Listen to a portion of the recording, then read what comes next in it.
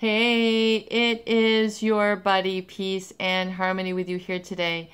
Much love going out to the beautiful empowered harmonizers. And we are zooming in and focusing in on a great viewer question.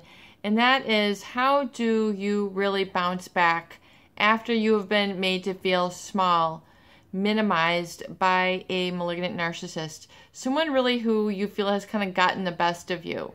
Someone who has really gotten you where you live. You feel very down. You feel depressed. You feel like you can't really trust anyone anymore. You feel like there are no relationships. You feel like people are unworthy. People are only out for themselves. You're so sick and tired of being sick and tired of this. And you're sick of feeling small after this relationship. You just feel kind of broken inside, or in the funk, as they say. So I really want to zoom in and focus in on this experience and understand what it is that really makes you feel this way. Now, when someone makes you feel small, it is because they are trying to enlarge their significance. One of the main driving forces of human nature is for significance. And oftentimes, the covert narcissist will gain immediate significance by insulting, berating, beating others up emotionally, psychologically, spiritually, sexually, whatever it is, through insults that they hurl, through pointing the finger, blame shifting them, sabotaging them, humiliating them, pointing out their flaws, pointing out how stupid, crazy, whatever, you fill in the blanks. They're going to try to minimize you so it will enlarge them. And oftentimes this is a need for them to feel significant, bigger than, better than, superior. You fill in the rest of the blanks, how they want to feel as they interact with others. It's an insatiable need that does not relent. And, what I feel is, if you look at your own self, and, some people have different qualities in all different amounts. But this is a very significant part, or a larger part of their personality disorder, is to really sort of make others feel smaller than. And so what you need to do is you need to look at this in terms of an energy. When we talk about growing and happiness and following your dreams, we're talking about a big or expansive or growing energy where people feel uplifted, lighter, like they're making, strides in the right direction. They're going for something. They feel the big picture in life. And this is so important because oftentimes when you're in a relationship with a malignant narcissist or a psychopath, life becomes, or can become, very small. You can still be traveling with them and doing things, but your life and your perspective becomes very much made narrow by them, because they're really going to try to get the helm, get the stage, get the limelight, get the center cue, get the head of the line, get the head of the pack, be whatever it is, be the bigger one, the badder one, the one with the, best house, best car, best job.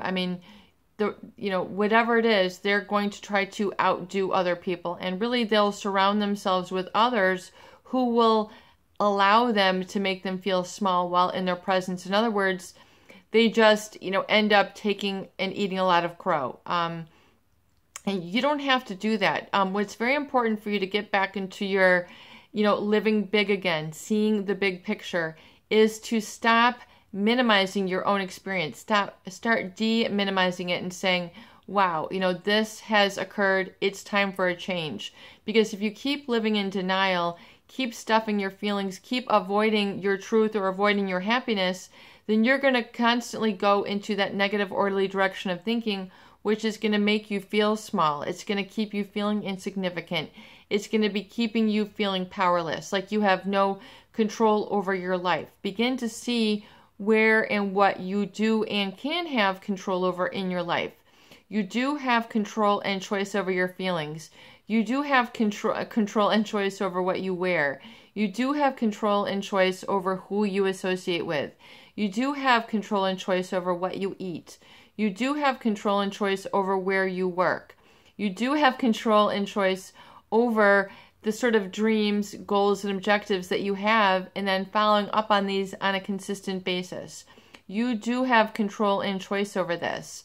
And so, but to acknowledge this and to really get it in its full glory, you need to acknowledge when these insults or when you have been made small, and to be living small, to be living hurt, to be living powerless no longer serves you. When you say, that's enough, I'm sick of being put in a corner, being, made to feel like I'm under someone else's grasp or someone else's control. I'm not living my life for them anymore. I need to live my life for me. And as wrong as that might feel to do, sometimes that is the answer which you have been hiding from for many years. And, run, but you can't hide. I mean, eventually your truth is going to want to be embraced, and your truth will set you free. And freedom oftentimes in living the good life, living an enlarged life, which means expansive, which means it's open to creativity and options and choices, and no longer being stuck in a rut or living your life on automatic pilot, or feeling like your life is a dead end, or your job is a dead end, or you're never going to be able to take your life or your happiness or your emotions to the next level. Instead of feeling that I can't, look at your language and turn it around, flip it around, and say I can. And ask yourself the questions. If I didn't feel so small, or if I wasn't made to feel so small, I would really love to.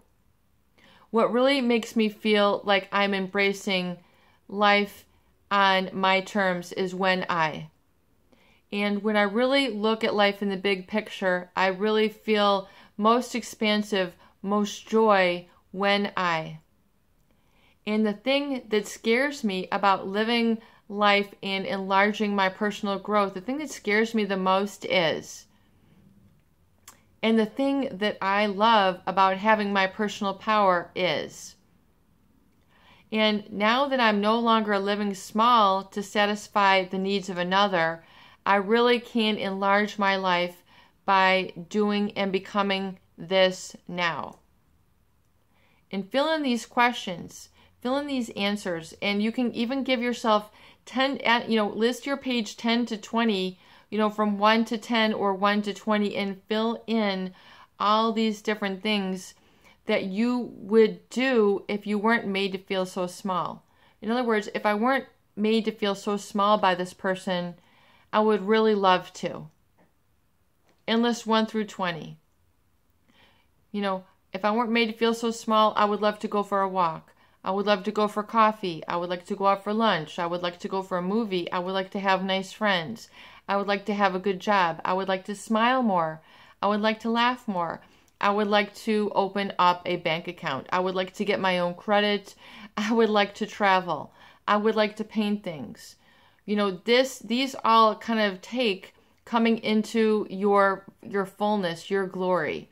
If I wasn't made to live in someone else's shadows, I would really love to become a photographer, a sewer, a writer, a woodsman, a craftsman, a construction gardener. Who would you like to become if you didn't have to live in this person's shadow, under their shame? If I were able to lift up the shame that has burdened me, I would really love to feel. In list 1 through 20. Do you see how you're able to provide the answers to these very important questions when you ask yourself these?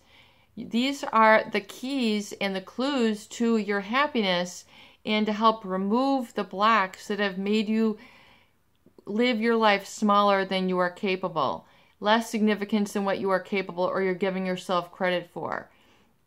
If I wasn't made to feel so unworthy and so attractive by this person, I feel my best when and then list 1 through 20.